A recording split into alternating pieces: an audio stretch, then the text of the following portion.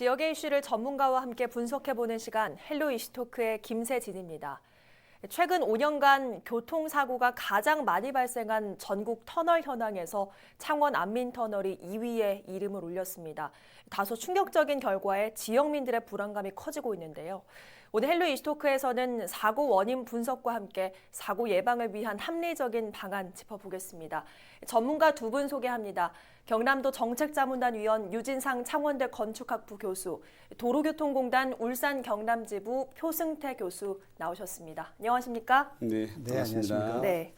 자, 좋은 타이틀로 2위를 해야 하는데 좀 씁쓸합니다. 자, 이번 국감에서 나온 내용이죠? 네, 더불어민주당 전해숙 의원이 도로교통공단으로부터 받은 자료에 의하면 2014년부터 2018년 5년간 전국에서 교통사고 가장 많이 발생한 터널 10개 가운데서 1위가 부산 황령터널이고 네. 2위가 안타깝게도 창원 안민터널로 기록이 됐습니다. 네. 그 20개를 다 집계를 해보니까 더 충격적인 건 이 가운데서 9곳이 부산 경남에 집중이 돼 있었는데 거의 절반인 셈이죠. 네. 5년간 이제 부산 황령터널에서 60건, 그리고 안민터널에서 41건, 그다음에 뭐 4위는 백양터널, 6위 만덕 2터널, 8위가 부산 대티터널, 네. 10위는 또 거제의 아주터널도 있습니다. 그리고 뭐 11위, 13위가 수정터널, 장산터널, 19위 구덕터널. 네. 그러니까 20곳 가운데 9곳이 부산 경남이고 7곳이 부산인 셈인 거죠. 이제 뭐 결과가 좀 충격적입니다. 예. 자, 이 소식 도로교통공단 울산 경남지부에 재직 중이신 우리 표 교수님께서는 어떻게 들으셨습니까? 우리 지역에서 꾸준히 운전자들 교육을 담당하고 있는 입장에서요. 네. 이런 소식을 한번 들을 때마다 아쉽기도 하고 좀 안타까운 마음이 들기도 합니다. 네. 보편적으로 교통사고는 뭐 시설이나 터널처럼 이렇게 물적인 요소로 인해서 일어나는 교통사고도 있고요. 네. 운전자들이 잘못으로 인해서 일어나는 교통사고들이 있어서 이게 하나의 문제점이다 이렇게 볼 수는 없는데요. 네. 예, 복합적으로 일어나서 발생하는 교통사고들이 대부분이기 때문에 서로 이제 뭐 전문기관이나 운전자들이 거기에 좋은 대안들을 좀 발견을 하고 실천을 할 수 있는 그런 방안들을 자꾸 마련을 해야겠다. 이런 생각들이 먼저 들기 시작하네요. 네. 그 복합적 원인들을 오늘 좀 분석을 해봐야 될 텐데, 자, 교통 전문가로서 안민터널에서 이렇게 많은 사고가 일어나는 원인을 좀 뭐라고 분석하십니까? 우리 앞서 우리 유 교수님께서도 설명을 하셨지만 대부분 지금 터널 사고 중에 제일 많이 나는 곳이 도심 쪽에 있는 터널 쪽이 좀 네. 그 종류가 많거든요. 그 터널들 중에 사고가 많이 나는 터널들을 보면 지형적으로 형식상으로 비슷한 성격을 띠고 있는 터널들이 많습니다. 네. 안민터널도 이와 비슷한 성격을 띠고 있다고 봐야 되겠는데요. 터널을 전후해서 얼마 지나지 않아서 뭐 교차로나 네. 빠져나갈 수 있는 램프가 설치가 되어 있는 곳들이 좀 많습니다. 그래서 이제 신호에 걸려서 대기를 하는 차량들이 터널 출구까지 그냥 연결이 끝나버리셔야 되는데 네. 그런데 이제 터널 안까지 정체가 계속해서 연결이 되면서 터널 안쪽에 진입한 차량이 그걸 발견하지 못하고 일어나는 사고거든요. 네.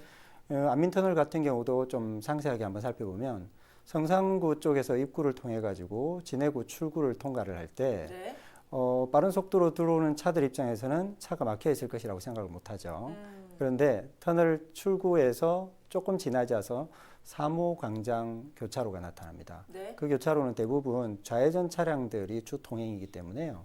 차량들이 정체가 좀 더 심하게 일어나는 편이고 터널 내부까지 정체가 일어나면서 교통사고가 좀 다발적으로 뭐 급제동이나 급차로 변경 등을 통해서 네. 일어난다 이렇게 볼 수가 있겠습니다. 예. 그러면 도시건축 전문가이신 유 교수님께서는 어떻게 분석하십니까? 우선 그 분석하기 전에 창원시에서 내린 조치가 있습니다. 1,900만 원을 들여서 네. 안민터널 이제 사고율이 자꾸 높아지니까 경광등을 설치했거든요. 네. 1,900만 원 들여서 20개소의 경광등 300m 구간마다 했는데 사실 이제 그게 이제 시관계자는 주의를 환기시키고 네. 또 일정 간격을 유지하라는 의미에서 경광등을 설치했다고 그러는데 저는 그게 큰 의미가 있을지 조금 그 의문이 들고요. 네. 실제로 거기 이제 매일 출근하는 분들 이야기를 들어보면 경광등 설치했는데 별로 효과가 있는지 의문이고 차라리 네. 뭐 카메라를 설치해도 좀 더 적극적인 조치를 해달라는 이야기들을 이제 많이 하거든요. 그리고 이제 그 예방책 위험성 원인 이게 분석해 보면 네. 일단 교수님께서 방금 말씀하신 것처럼 도로 구조의 문제가 큽니다. 터널 진입부와 이후에 교차로가 너무 가까워서 네. 안에까지 이제 밀리면 가다서다 반복하다 보면 이 지금 그 터널 사고가 물론 뭐 전국 1, 2위 하고 이렇게 하지만 그 내용을 보면 좀 경미한 접촉 사고들이 많아요. 가다서가 하고 고속에서 나는 것보다는 네. 이제 그런 것들이 있고 또 우리 그 창원 쪽에서 진해로 들어가는 입구 쪽에도 보면 나들목이 하나 있고 진영으로 빠지는 그게 터널 바로 입구에 있어요. 그래서 네. 거기에 정체됐던 차들이 터널 진입하면 이제 보상 심리 같은 게 생기는 거죠. 그래서 절대 이제 그 터널 들어가기 전에 끼어들기를 헌혈을 안 하는 거예요. 맞습니다. 그래서 더 이제 밀착하다 보니까 접촉 사고도 이제 많이 생기고 네. 두 번째는 그 구조가 너무 어둡습니다. 우리나라 터널들 보면 최근에 LED 등으로 이제 갖고서 이제 많이 업그레이드를 하고 있는데 아직 안민 터널은 완전히 그 작업이 끝나지가 않았고 사실 이 조명 같은 경우는 굉장히 쉽게 해결할 수 있는 문제거든요. 네. 제가 이제 프랑스에서 한 2년 반 운전을 했는데 그 조명의 그 LED 종류만 문제가 아니라 조명의 방식도 중요한데 저희는 점조명을 써요. 아끼기 네. 위해서. 그 점이 점조명으로 띄엄띄엄 있으면 그게 굉장히 어지럽거든요. 네. 그리고 이제 조명이 눈의 현위, 눈부심 현상을 일으키는데 그 두 가지를 차단을 해야 되는데 이제 프랑스 같은 경우는 선조명을 보통 씁니다. 네. 터널에 선 하나가 조명이 쫙 가 있으면 이게 눈이 혼란스럽지가 않겠죠.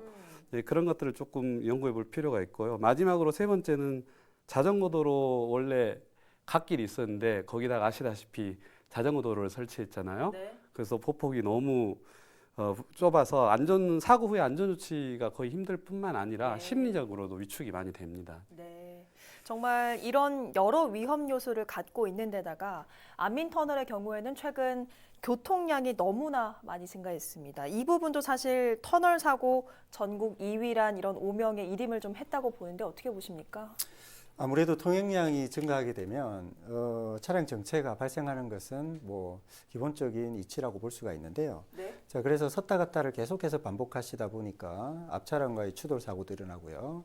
그 정체 현상을 좀 피하고자 하시는 일반 운전자들이 계속해서 차로 변경 등을 하시게 되면서 또 접촉 사고 등도 계속해서 유발을 하고 있습니다.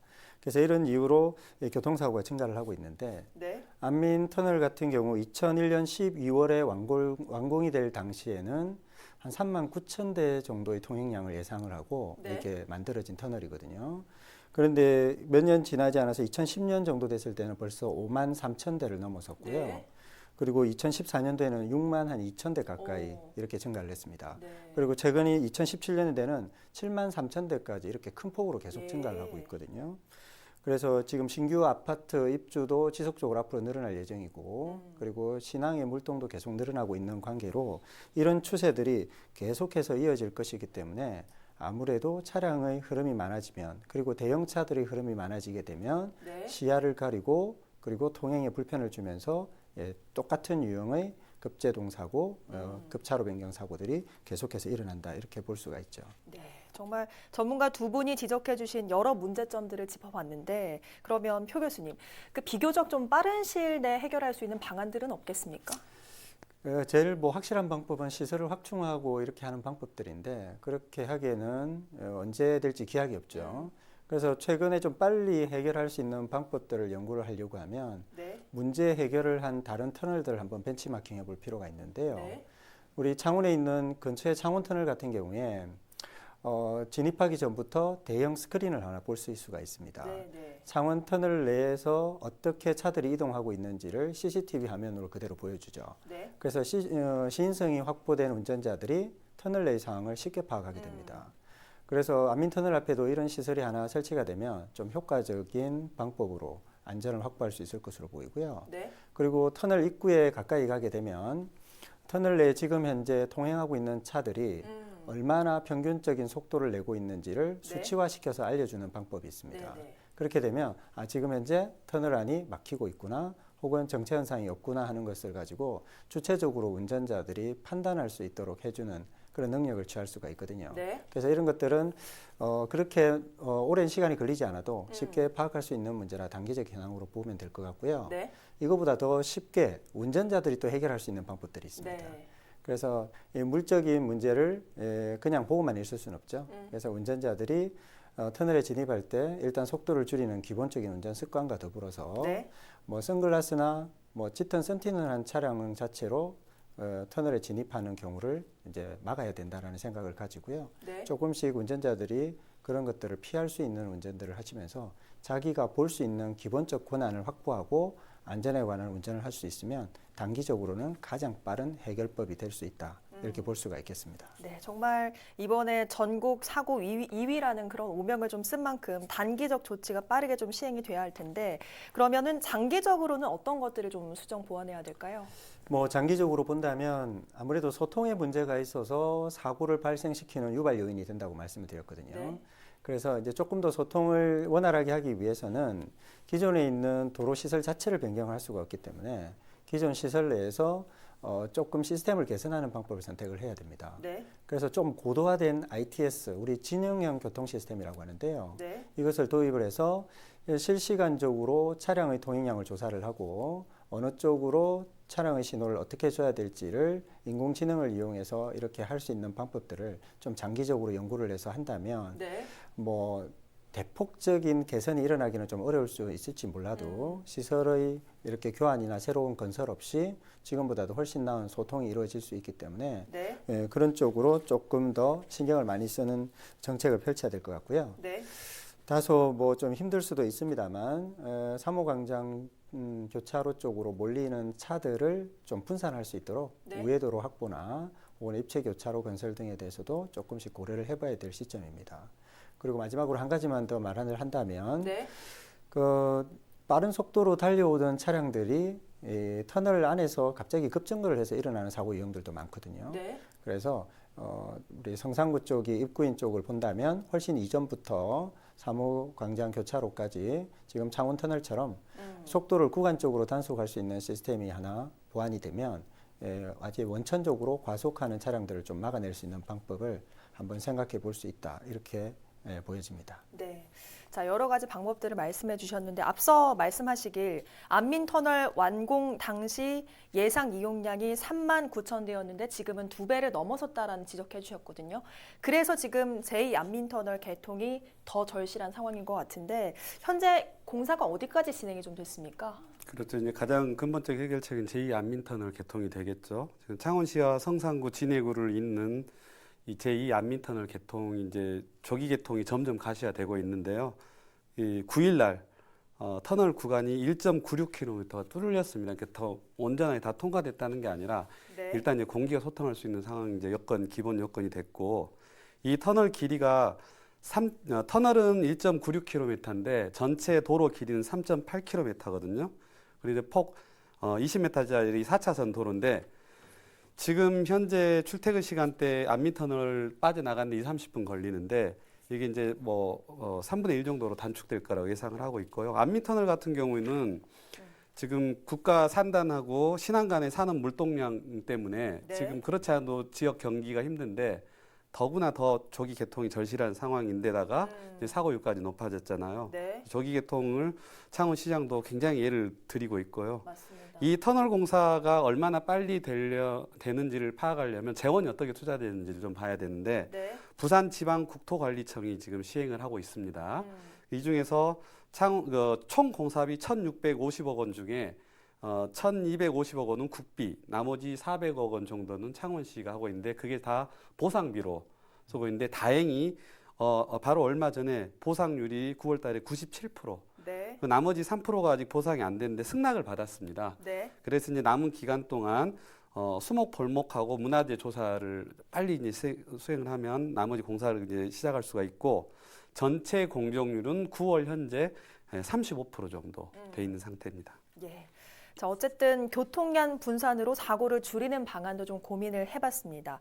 자, 한편에선 도로교통공단이 대책을 좀 마련해야 한다는 이런 쓴소리도 좀 나오고 있는 것 같아요. 예.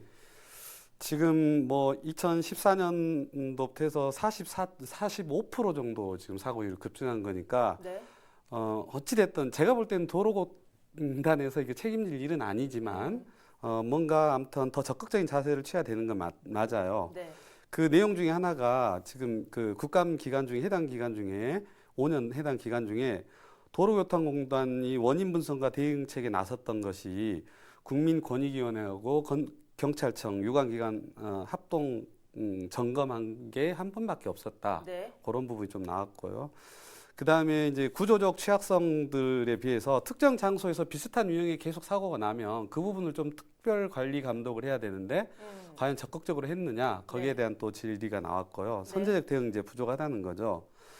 그리고 도로교통공단 전략 과제를 제가 쭉 살펴봤어요. 그랬더니 이제 전체 과제 중에 안전한 도로 환경, 그다음에 차세대 교통 안전 융합, 그다음에 운전 능력 검증, 안전 문화 확산, 재난 안전 관리 등 전체 전략의 절반 가까이가 안전 환경에 관련된 거거든요. 네.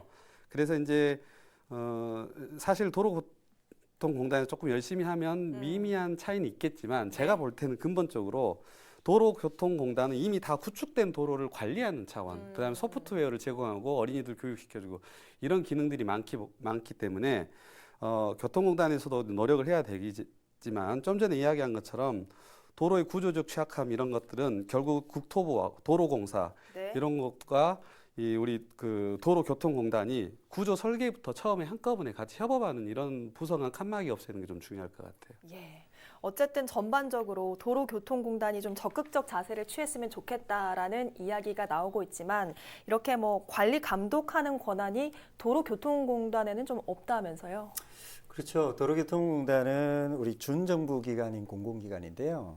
지금 이제 우리 국회의원께서도 지적하신 부분처럼 그런 것을 다 할 수 있는 그런 권한을 부여받지 못한 기관입니다. 그래서 시설의 감리나 감독을 통해서 문제를 지적을 하고 그 수정할 수 있도록 명령을 내릴 수 있는 권한을 부여받은 곳이 아니기 때문인데요. 그래서 관리 감독하는 시스템보다는 예방적이고 사후적 차원의 시스템을 가지고 있다 이렇게 보시면 돼요. 네. 그래서 제일 중요하게 생각하는 운전자 교육을 통해서 운전자 의식 개선을 예방적 활동을 시작으로 해서 문제가 발생을 했거나 문제의 발생 가능성이 있는 것이 공론화가 되어가지고 지자체나 뭐 경찰청 뭐 이런 곳에서 문제를 같이 인식을 하고 제기를 하게 되면 네. 좀 전에 말씀하신 것처럼 합동 점검 형태의 용역 연구 활동을 진행을 하고요. 거기에서 그것이 이제 제대로 된 것으로 나오게 되면 뭐 새로 재설계도 하고 신호체계도 구축하고 네. 이런 쪽으로 같이 병행 활동을 하게 되죠. 네. 그래서 독자적 활동이 좀 어려운 문제가 있어서 다 같이 뭐 지자체나 경찰청과 더불어서 같이 이제 할 수 있도록 이제 좀 협업을 하는 것이 교통안전 전문기관으로서의 뭐 최고의 해야 될 일이다 이렇게 보고 있습니다. 네, 어쨌든 오늘 여러 해결 방안까지 짚어봤는데 당장 할 수 있는 걸 좀 고민을 해보자면 운전자들이 인식을 좀 바꾸고 조심해주는 일일 것 같아요. 좀 당부의 말씀 한 말씀 해주시죠. 네, 교통사고는 지금 우리 터널 분석을 했습니다만 이 도로의 문제, 터널의 문제 등으로 일어나는 사고가 있다고도 말씀을 많이 드렸죠. 그런데 우리 교통에서는 인적으로 발생하는 교통사고가 90% 이상이라는 것이 거의 정설입니다. 네. 그래서 터널 같은 그런 것을 지금 당장 고치기에 앞서서 그 잘못된 것을 탓만하고 있을 수는 없거든요. 네. 그래서 그것을 이용하는 운전자 주체들이 조금씩 지금보다 안전한 운전을 할 수 있도록 여유를 많이 가지시고요. 그리고 물적인 요소들을 조금씩 극복해 나가면서 인적인 요소로 그 잘못된 것이 해결될 때까지 적극적인 동참을 하는 것이 가장 좋은 방법이라고 생각할 수 있겠습니다. 자, 운전자 인식 외에 가장 빨리 할 수 있는 해결 방안 좀 한 가지만 좀 짚어주시죠. 뭐 일단 조도 높이고 네. 눈부심 현상 줄이고 뭐 그런 것들이죠. 뭐 사실 그리고 그 경광등보다 저는 현재 앞차와의 거리가 얼마입니다 하고 LED 등 해주는 거 이런 게 더 효과적인 것 같더라고요. 네, 정말 오늘 나온 해결 방안이 계속 좀 지적된 것들이 계속 좀 적용이 돼서 교통사고 감소에도 내년에는 좀 감소가 됐다는 얘기가 좀 나왔으면 좋겠습니다. 네, 오늘 분석해본 해결 방안으로 안민터널을 지역민 모두가 안심하고 다닐 수 있길 바랍니다. 오늘 헬로 이슈토크 여기서 마칩니다. 함께해 주신 여러분 고맙습니다.